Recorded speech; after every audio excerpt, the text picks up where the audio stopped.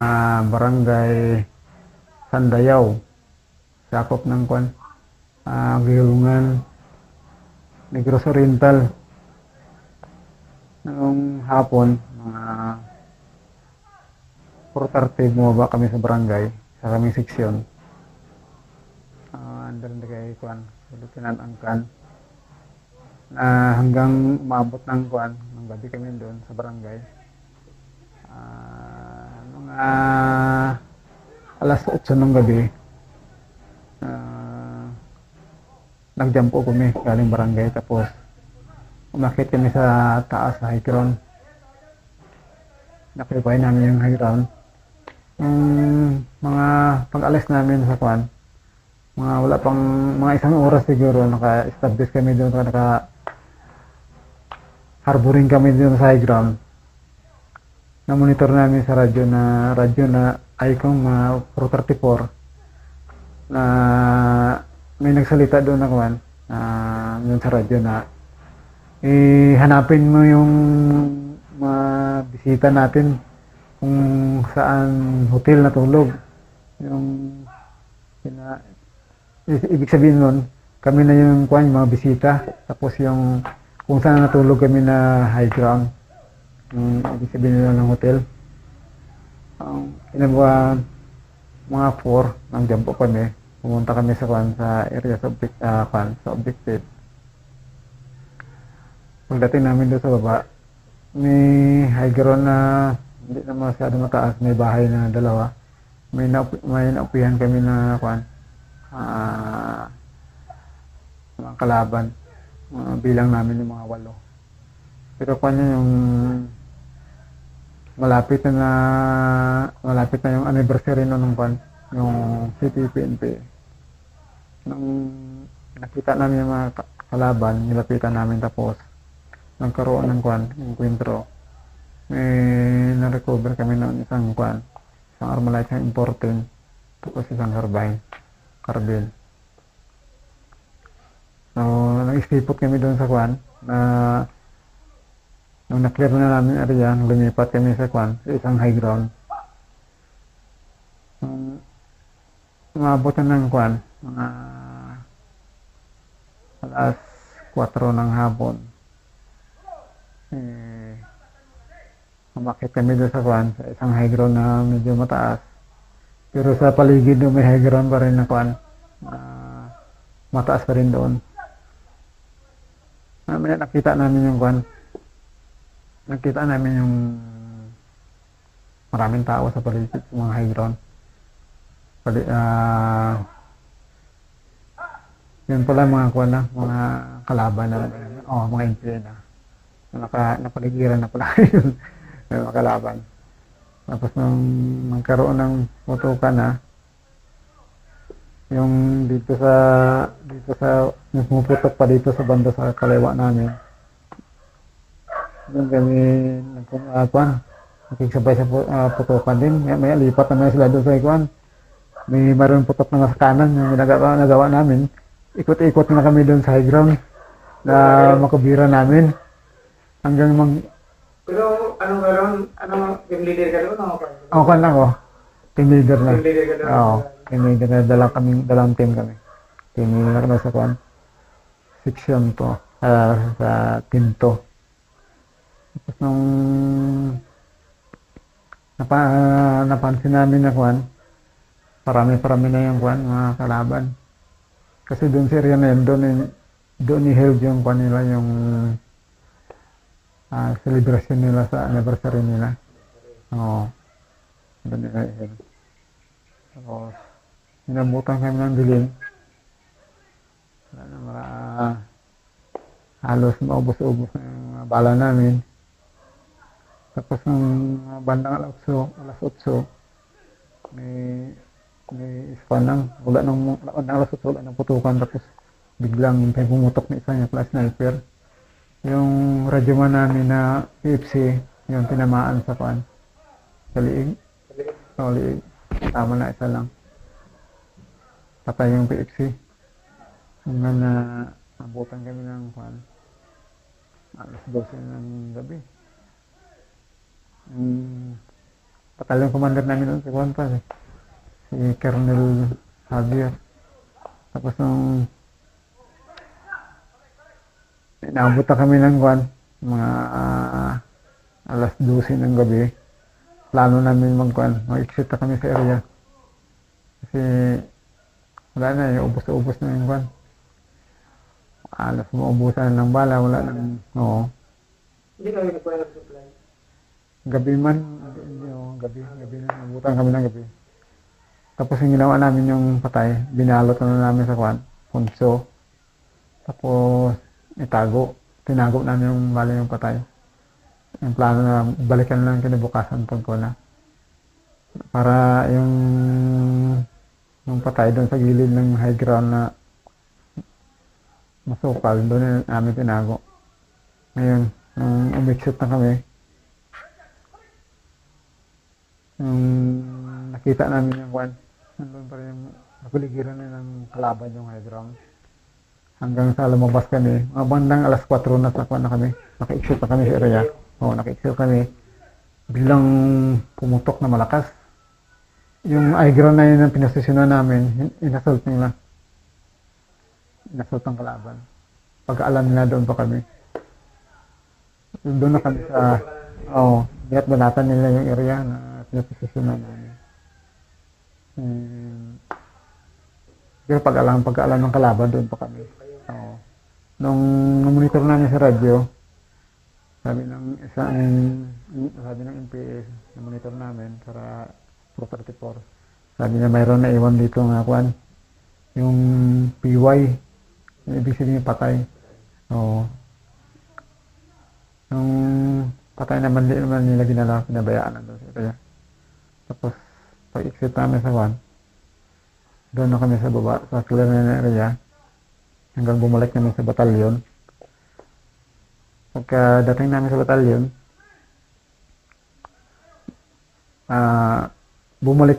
inalog kami ng chopper para bumalik doon sa area kasi kami lang pinaka-guide doon kasi kami nakakaalam na sa area.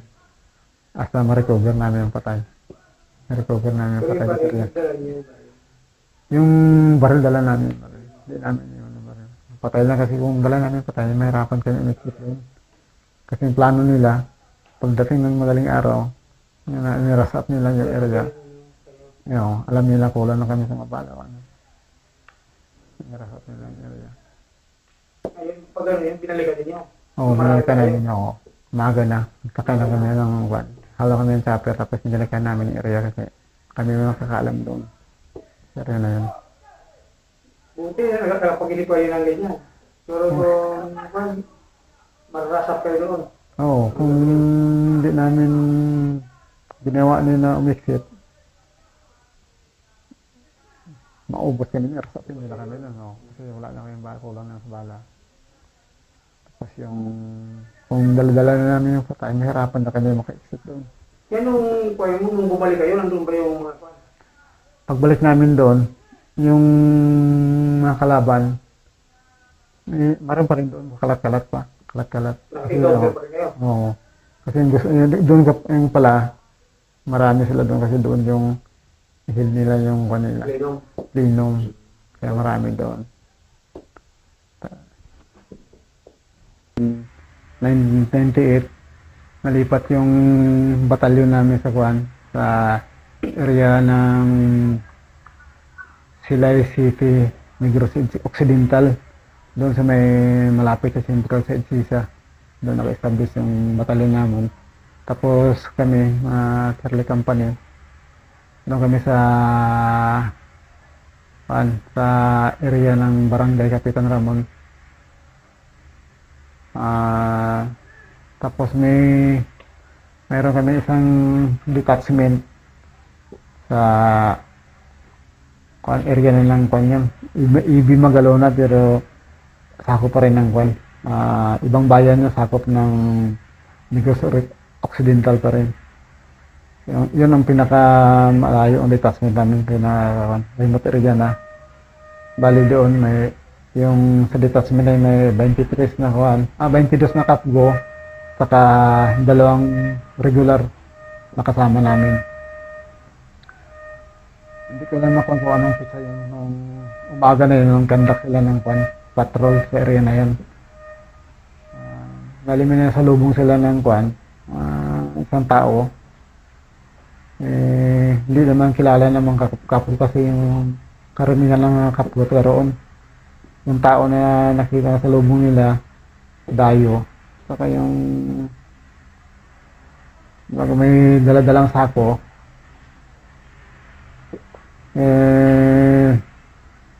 inimbestigahan sa ng tropa namin, sabi niya, ang trabaho niya, magbibili ng mga hayop, mga baka, kalabaw, baboy. Pero nataka na yung kasama namin na kung doon naman si Ren ng ulan, naman sa mabili ng mga ganong hayop. Kasi remote area na yun, malayo na sa Nung binuksan, inimbestigahan ng kasama namin, binuksan yung dala-dala niyang sako. Yung pala laman noon, mga radyo na ikong. Yung laman. Doon na hinala yung kasama namin kasi magbili ko ng baboy tapos mga radyo na laman. Hinuli siya tapos turnover doon sa batalyon namin. After mga 3 days, yung detachment ng Sitio Canlusong, yung pinakamalayo na detachment namin, mula alas 12 ng gabi, pinaras ng MPE, yung detachment. Makita namin sa amin yung marinig namin yung mga putukan kasi siguro malayo nun, siguro mga 8 kilometers lang, pero yung daan, hawid ka pa ng ilog, tapos akay ka ng high ground, baba naman. Mga 8 kilometers, yung mga air distance siguro, mga 8. Nung mga laona na, nakikita ng reinforcement ng kasama namin na corporal, nakikita ng reinforcement kasi dandahan na pinapasok sila ng kalaban. Nung na-organize ng yung first sergeant namin si Master Manatso, kasama kayo sa kumpanya, na-organize ng tao, bali ipon ng mga 10 tao. 10 lang kami tao. Tapos yung plano namin, sasakay kami ng kumbatan, ng service. Tapos doon kami i-drop sa taas para pagbaba namin detachment na. Yung sasakyan namin hindi umandar kahit anong tulak namin, pinawisan na kami katutulak sa sasakyan. Hindi talaga umandar. Yung last na tulak namin na wala talaga, malabo umandar. Nagdesisyon na yung pinaka-team leader namin si Master Delerte, lakad na lang kami.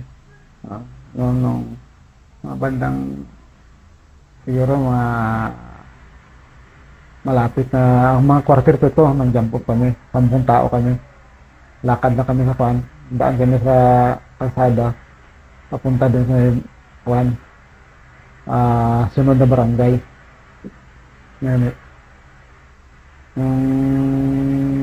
Pagdating na sa barangay, baba kami, kamoy kami sa ilog, paakyat naman hanggang mga agaw liwanag sa yung dilim, malapit na kami sa detachment. Inupihan namin yung detachment, nakikita namin doon, hindi nakapunta ka sundalo, naka-plaster doon, mga MPE na. Sila na bantay doon sa sila na nakapisto doon sa detachment ng tropa na yung kapon ko sa yung 2 regular. Yung pala ginawa ng kasi yung mataas din yung lugar na yun, high ground. Maganda yung mga running trenches, mga bakod, 3 layer yung bakod. Kaso lang sa dami ng tao na pumasok, Nakuha talaga. nakuha talaga nila. Oo.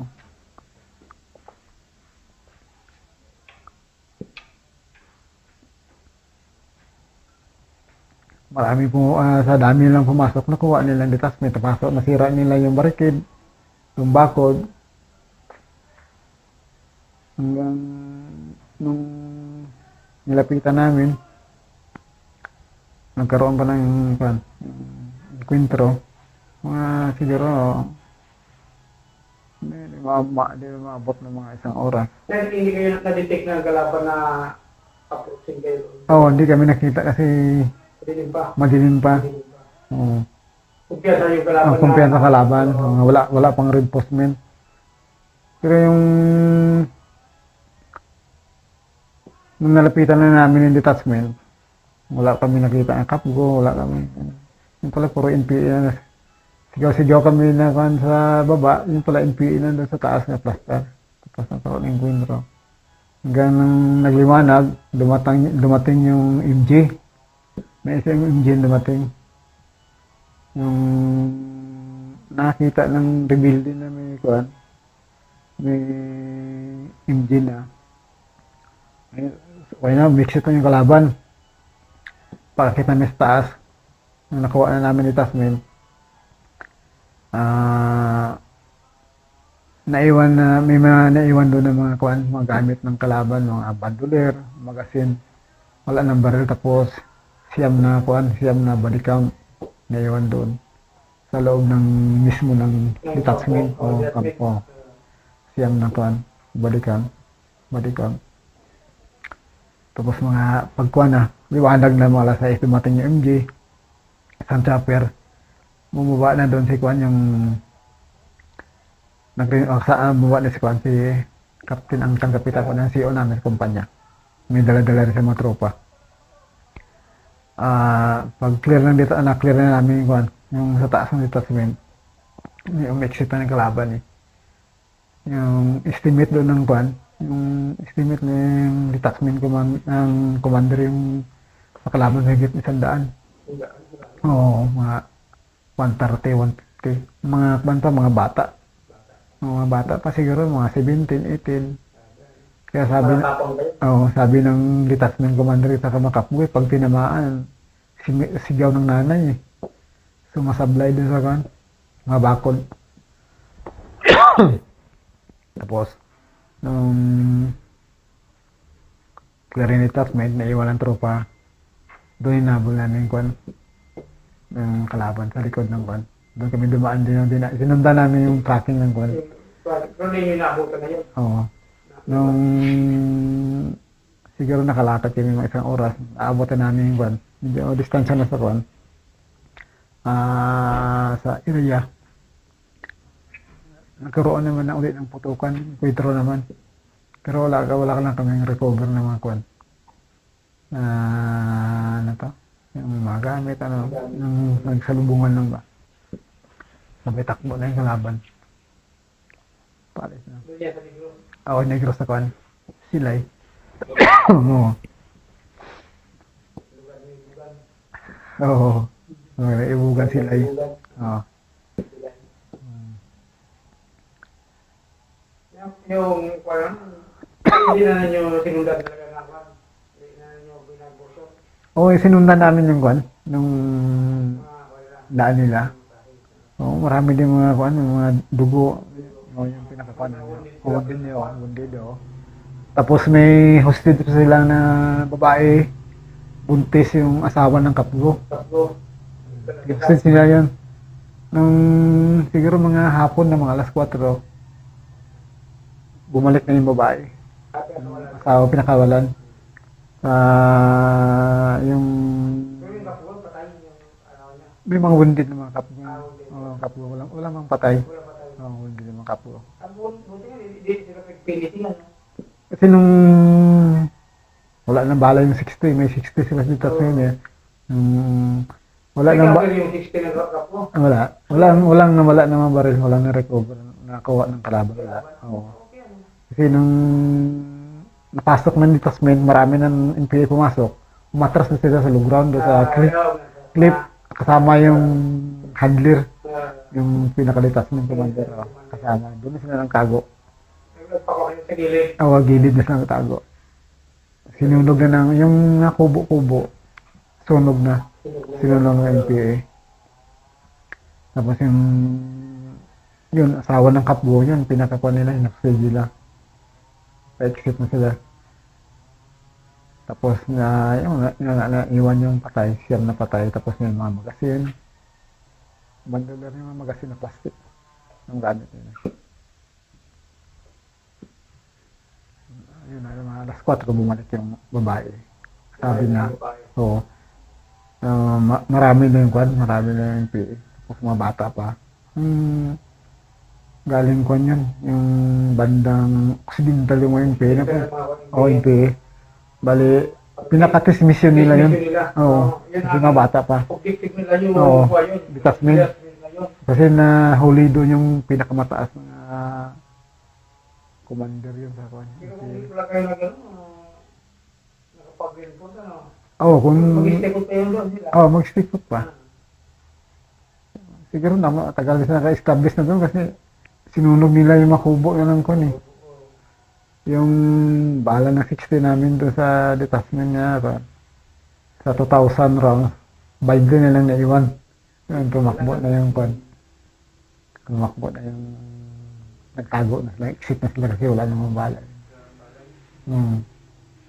Kaya marami yung kalaban nakapasok sa loob.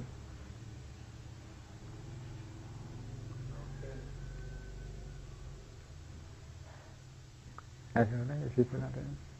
Tama siya. Noong 1997, yung third Star Company, nalipat kami sa kwan, sa Tuburan, Mawab. Bali CEO namin doon si kwan, si Captain De La Cruz na yung kapitan ko sa noon. Tapos nung, hindi ko alam ako nung araw yung buwan yun, yung nag-operate kami doon sa area ng kwan, Mawab, Tuburan, Mawab. Malapit din sa kwan, sa area ng kwan, sa Civil Air Force Brigade.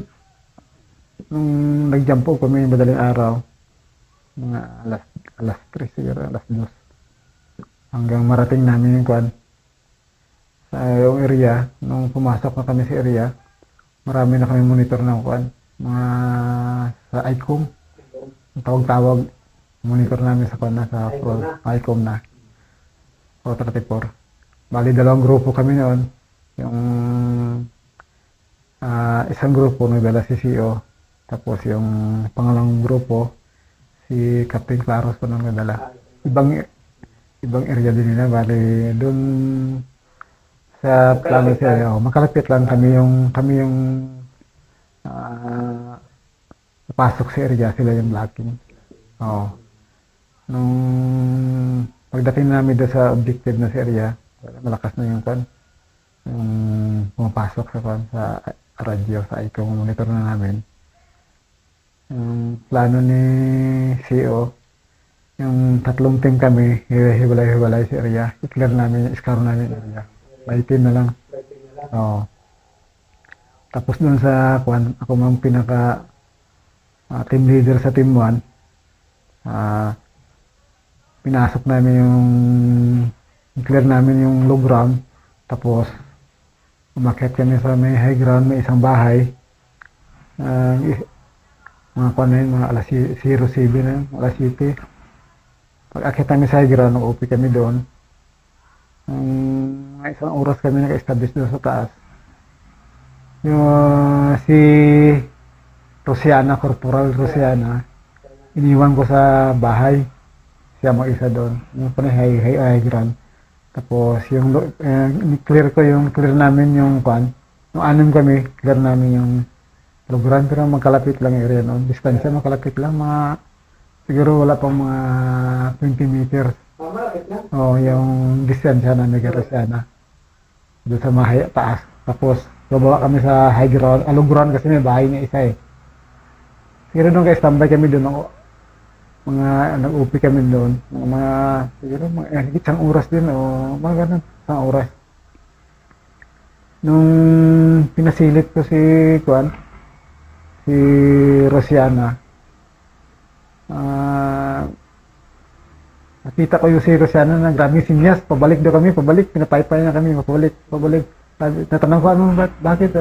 Basta balik. Yung 6 na tao kasama ko, umakit kami ulit sa high ground, malapit lang eh. Nung nakarating na kami sa high ground, tinuro na sa akin ni Rosiana yung dun sa harap namin, nakita ko dun yung maraming kalaban na bumaba, mga NPA. Marami, mga kalahati siguro doon, nasa ilog. Kalahati. Buntot pa. Siguro may sobra 30 din yun. Yung nakita namin.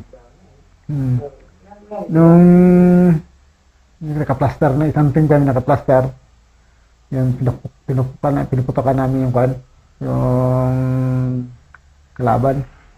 Yung tapos, nung kaputokan ng tawag si CEO, bakit may nangyari dyan? Sabi ko, sir, may kalaban dito, may kalaban. Pababa sa ilog, sir. Ayun yung dalawang team, takbo niya sila papunta doon sa amin, doon sa high ground. Nung nakarating na doon sa high ground sa pwesto namin, ninuro ko kay sir yung dinaanan ng kalaban.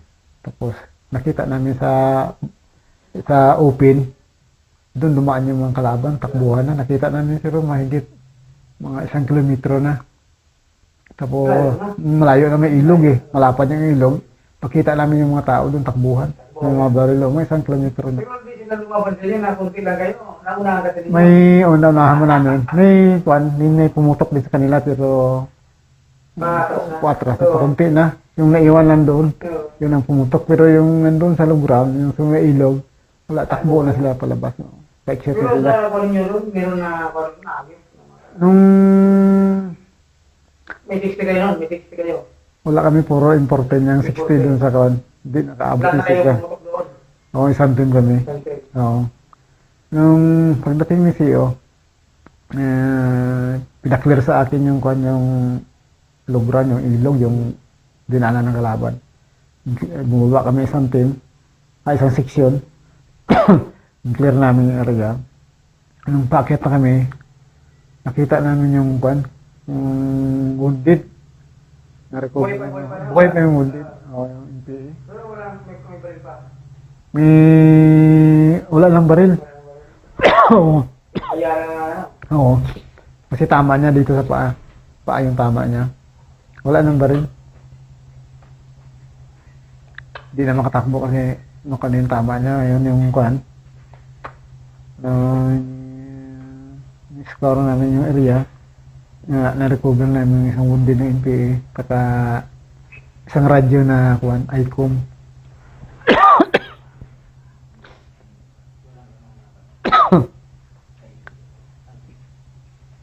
ICOM na radyo na recover namin. Tapos na-clear na namin yung ICOM sa yung mga personal belongings nila, mga bag na mga laman, mga duyan, mga damit. Tapos may nakuha kami doon isang bag na itim, yung laman niya, yung mga gamit ng babae. Siguro may kasama silang masuna. So, isang bag doon na malaki, yung laman niya, pero damit ng babae. Pang babae.